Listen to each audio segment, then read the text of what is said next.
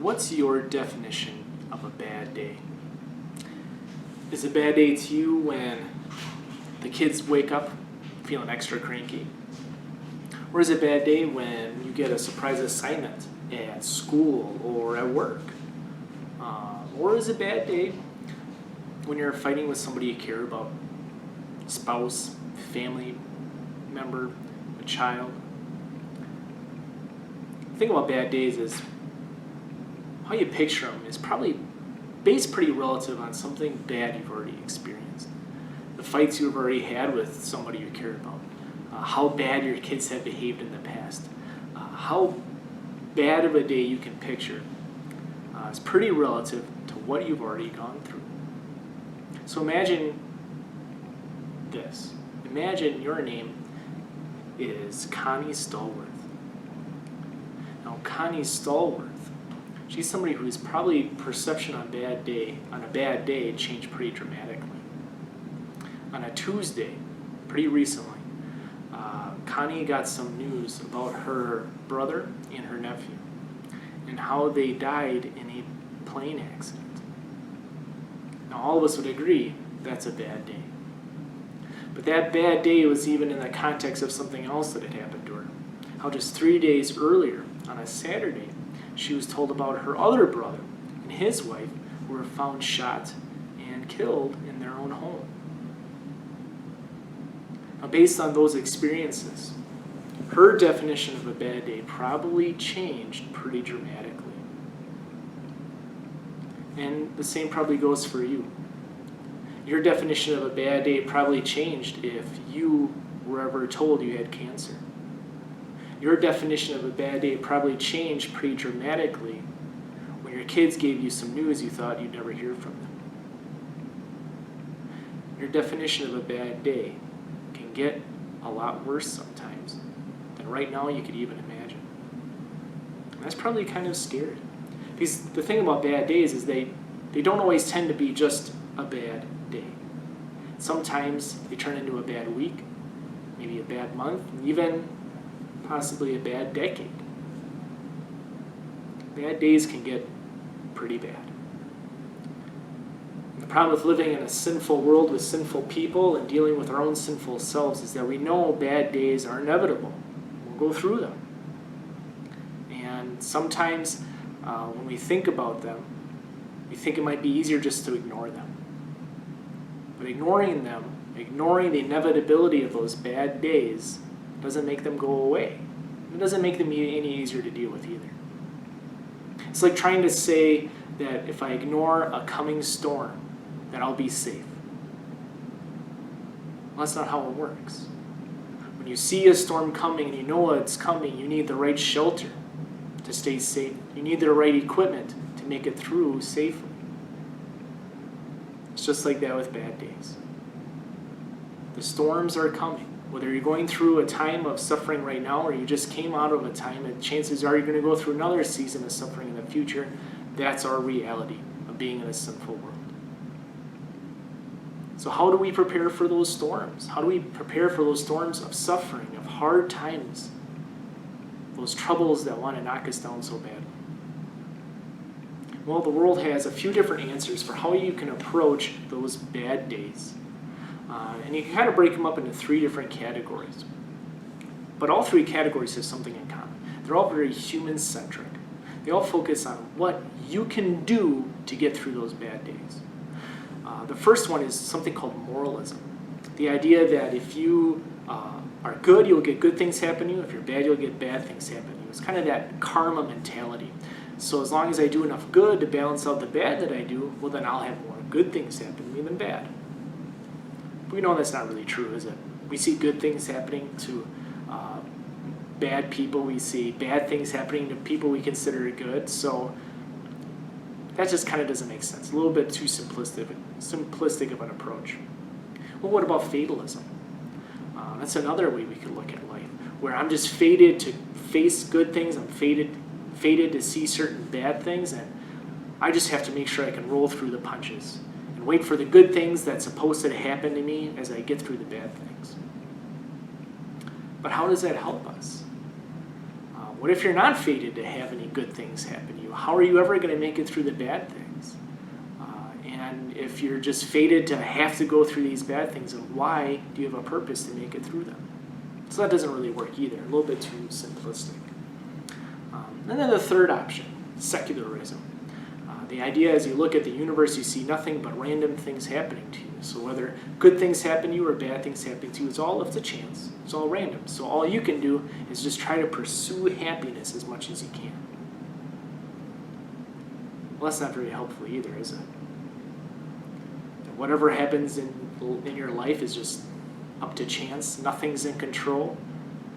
How can you pursue happiness if you have no purpose to get through it?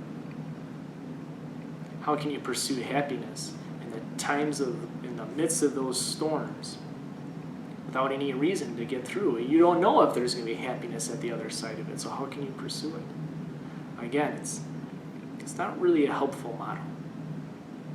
So maybe what we should do is, instead of looking at these human-centric models, maybe we should look at a God-centric model. Let's see if knowing God, being a part of His kingdom, makes a difference as we face that topic of suffering. Does having a God-centric model in our lives make us better equipped to face those coming storms? Well, in order to think about that, what we're going to do, starting with this message and 2 more messages over the next couple of weeks, is to look at the book of Job. The book of Job is an Old Testament book. Follows some certain life events that happened in the life of a man named Job. It's a pretty long book. It's about 42 chapters long. And we're going to look at it in 3 sections. Because this book is kind of divided into 3 main conversations. The first one is probably a pretty unexpected conversation. It's a conversation between God and Satan. That's going to help us think through the why of suffering. Why does it happen to us? And then next week we're going to look at a conversation between Job and his friends. It takes up a lot of chapters. And then the final message is going to look at a conversation between Job and God. We see God's answer to suffering. So we're not going to dig through every single verse by verse kind of method of looking at the 42 chapters of Job. We're looking at kind of broad swaths of it and dig out a few verses here and there. But what we want to do, starting today, is really look at that question of why does suffering happen? As we see God being in the picture of suffering, maybe it helps us work through how we can perceive suffering in our bad days in a different context. So let's begin by looking at who Job is. We're talking about Job in this book of Job, but who is this man Job who lived so long ago in the Middle East? Well, to do that, we're going to look at just the first few verses, first few verses of chapter 1 of Job. So if you're following along, we're just going to read the first few verses here. So it begins with, in the land of Uz, there lived a man whose name was Job. And this man was blameless and upright. He feared God and shunned evil. He had 7 sons and 3 daughters, and he owned 7,000 sheep, 3,000 camels, 500 yoke of oxen, and 500 donkeys, and had a large number of servants. He was the greatest man among all the people of the East. So what's this picture of Job look like? Well, it seems like Job had a lot of things going for him. He had thousands of animals and servants. It shows that he was a very successful businessman. But he's also called the greatest man among the people of the East. You know, it's pretty remarkable that we have this really long book of the Bible in the Old Testament about a man who wasn't an Israelite. He was in the land of Uz. He was of Arab descent. He wasn't an Israelite. He wasn't from that tribe. And yet he was considered a great man. We're going to find out, or we're told elsewhere, about how upright he is and how God-loving he is. And we even see that in the way he treats his family. We didn't read these verses, but it talks about how he brought in the worship of God into his family life, how he made sacrifices on behalf of his children for their sins or for even sins they might have committed. Including God into his life was a major part of how Job lived. So not only was Job a prosperous man, a family man, but also a godly man. He seemed like he had the complete package, as good of a life as anybody could ever even dream about. And yet, all that's going to change. Job is going to have a very, very bad day. We're going to get a special window into how that bad day came about. It's probably going to be kind of surprising. So let's keep going here in Job chapter 1. We pick up with verse 6. So one day the angels came to present themselves before the Lord, and Satan also came with them. The Lord said to Satan, "Where have you come from?" Satan answered the Lord, "From roaming throughout the earth, going back and forth on it." The Lord said to Satan, "Have you considered my servant Job? There is no one on earth like him. He's blameless and upright, a man who fears God and shuns evil." "Does Job fear God for nothing?" Satan replied. "Have you not put a hedge around him and his household and everything he has? You have blessed the work of his hands, so that his flocks and herds are spread throughout the land. But now stretch out your hand and strike everything he has, and he will surely curse you to your face." The Lord said to Satan, "Very well, then. Everything he has is in your power, but on the man himself do not lay a finger." Well, it's probably kind of a surprising conversation, right? Even this image of God's throne room and the angels coming in and Satan being there too, it's probably a lot of questions come up. But the purpose of giving us this insight wasn't so that we would ask a lot of questions about that particular event, but so that God would see something happening and see the context to what is about to happen to Job. So Satan approaches God and tells him about how he's roaming throughout the world. And the Apostle Peter would talk about Satan's roaming too, and talk about how he roams around like a roaring lion looking for someone to devour. It's very clear that that was Satan's mission, looking for someone to devour. So maybe it surprises us that God, who says he's the fortress and stronghold of a believer's life, would suggest something to Satan. Did you catch that? God suggested Job be the subject of Satan's devouring. And Satan says, well, of course you have this faithful man named Job. I mean, God talks about how he fears God and shuns evil. Job is a good man in his eyes. But Satan says, well, of course Job loves and worships you. You have given him so much. Why wouldn't he love and worship you? So Satan suggests this. He says, if you take away all those things you've given Job, and I bet Job would no longer love you. So basically, Satan suggests that Job only loves and worships God because God has given Job these physical blessings of a good business, and a good family, and a good family life. So God says, okay. He permits it to happen. He says, you can't lay a finger on Job, but okay, you can do that. Now, as surprising as that situation is, does Satan's suggestion kind of ring true with you a little bit? This idea of loving somebody only for what you can get back from them. Have you ever known anybody like that? Maybe you've had a friend or a coworker, or maybe even a family member who would only reach out to you or contact you or act nice to you in order to get something from you. Maybe you've even been in a romantic relationship like that. How does that make you feel? Kind of like an object, right? Kind of like they don't actually love you at all, they just like what you can do for them. That's not really love, is it? It's not a real relationship. Well, maybe you haven't just known somebody like that, but has that ever been you? Has that ever been you in your relationship with God? Think about it. If Satan would say this about you, that if you had everything in your life taken away, would you still love God? Would you still see God as your loving God, your caring God?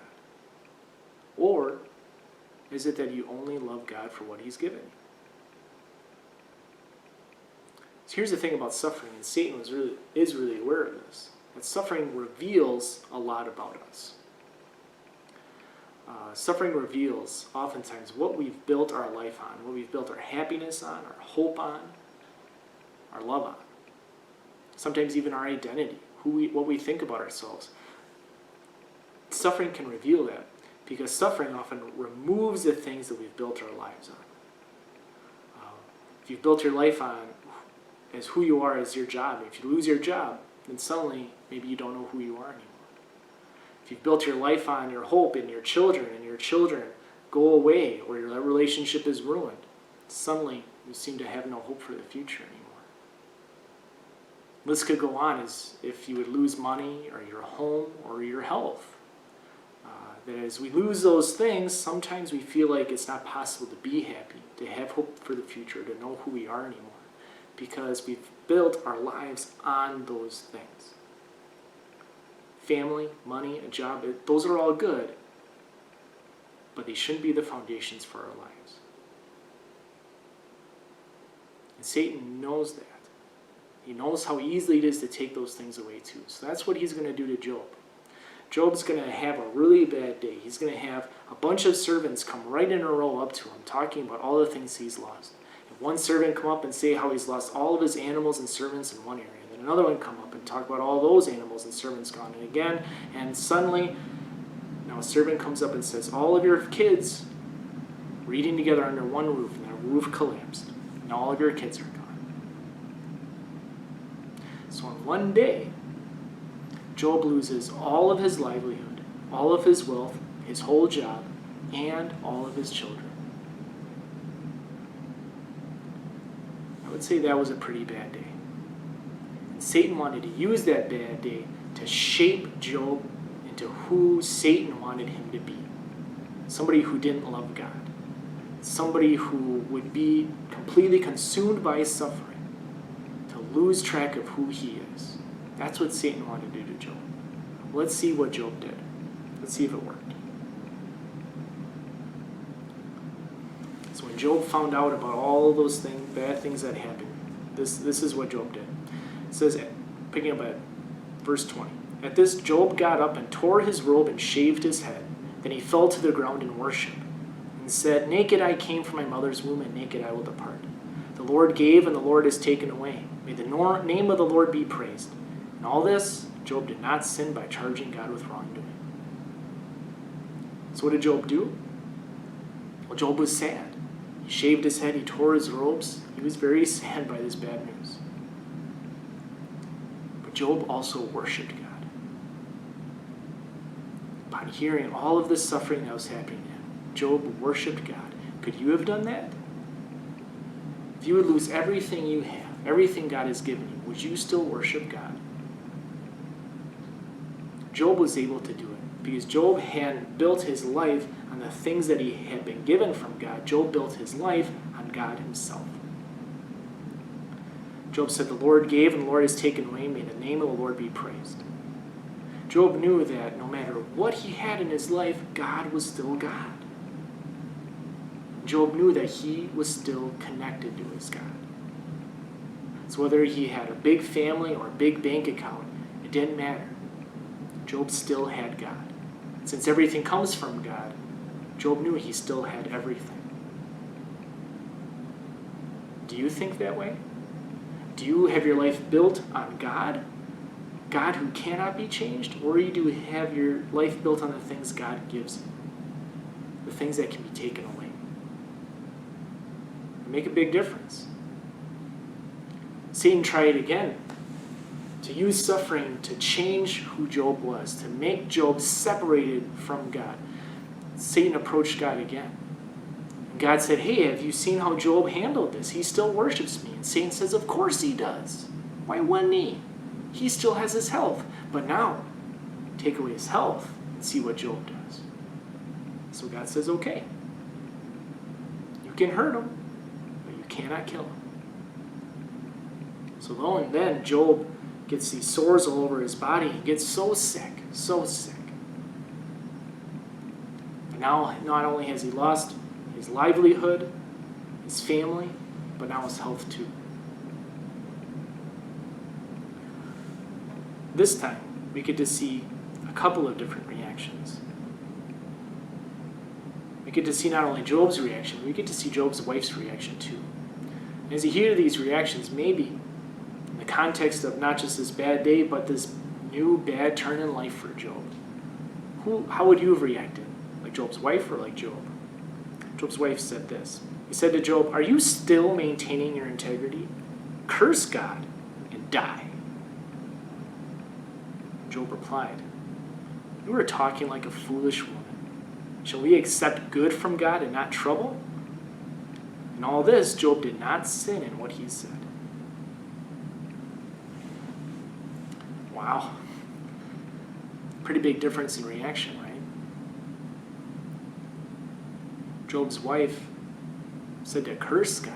Be done with that God. That God is doing nothing for you. Look at how he has taken everything away. But Job says, God's the one who gave me all that good in the first place. Job's basically saying that whether we get good or bad, easy things that make our life easier or things that make our life more troubling, either way, God is still God. God is still my God. The only reason Job was able to say this is because he built his life on God and not what he received from God. So Job was able to know that his identity as a child of God didn't change no matter what in his life changed, because no matter what happened, God was still his God. It's pretty incredible, right? Do you think you could have acted like Job? Do you think you will act like Job if this same kind of suffering happens to you? Because it might. Well, here's the thing. As we look at the life of Job, the focus isn't so much on how good Job handled this. I think the temptation might be for us all to leave the book of Job thinking, well, God is asking me to be happy and comfortable and all right in the face of suffering. As long as I do that, then I'm a good Christian. That's not even really the way Job was. You see, this is just the first 2 chapters of Job. There are 40 more. Job struggles with his suffering. He struggles in his relationship with God. Job wasn't perfect. And that's a good reminder that even though Job was a successful man and a godly man, Job still wasn't perfect. He had sinned leading up to this. He sinned after these bad things happened. Job wasn't perfect. And nobody who's not perfect, or everybody who's not perfect, still deserves suffering. That's a tough concept to remember. And as sinful people, we don't deserve to live a life free of suffering.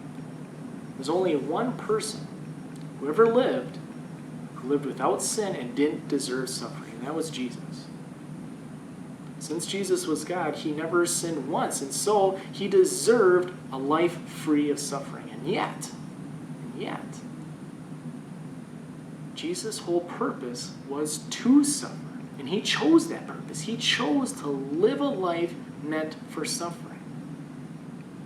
Why? Well, it wasn't in order to have a relationship so that he could get something.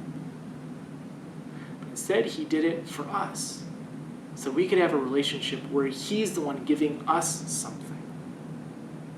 He did it for us, not expecting anything back, but in order to love us so that we could have a life free from thinking that we have to control our suffering. He did it so that we could live a life of forgiveness, so that we don't have to fear suffering, but instead so that we can know we are always connected to our God who is always God. That's what Jesus' suffering did. It brought us this relationship that nobody can take away. And that's what God can do with suffering. You see, Satan wanted to use suffering in Job's life to drive a wedge between Job and God. But in Jesus, God used suffering to bring us and God finally back together so that we could be in the same family. We could be children of God. And the most remarkable thing is that God can use the suffering in our lives to continue to bring us closer to Him. Jesus has already made us children of God. We're in His family. And as children of God, God can use the suffering in our lives to bring us, to drive us deeper into Him, into His love and what He does for us. As we look through the book of Job, we'll see how God does that to Job. How God actually uses the suffering to drive Job deeper into God's love. And deeper into the foundation that is God. And it's only when we are driven deeply into that foundation that we can make it through suffering without losing our identity. That's what Satan wants to do. He wants to take away the things that he thinks defines us. Our wealth, our family, our health, whatever it is. But when we've based our identity, our hope for the future, our happiness on God Himself, then our happiness, our hope for the future, and identity can never change. No matter what Satan throws at us, no matter what he wants to put us through, we won't change if we are driven deeply into the changeless God who loves us. You know, maybe in the midst of suffering, in the midst of those darkest storms, we sometimes say to God, God, if I could just have proof, some sort of sign that you still love me, that you're still thinking about me. Maybe you feel like that's what can make us get through the storm. Well, guess what? You already have that sign of proof. Look at a cross. Find one in your home. Find one in your room. Find one somewhere. Look at that cross and see the proof God has already given you that He does love you, that He is thinking about you. Jesus on that cross only happened because God has been thinking about you since eternity. That cross only happened because Jesus loves you so much that He just wants to give to you. Give you forgiveness. Freedom from a fear of suffering. Freedom from thinking that life is all about the right now. Wanted to give you that perspective that life is about forever. God has already given you that proof that Satan could never take away from you, that no change in your life could ever remove. Build your life on that changeless thing. That God already has told you who you are, that you are His child, meant for an eternity. An eternity that will be free of all the suffering of this sinful world. That's you. Nobody can take that away from you. Because nobody can beat your God.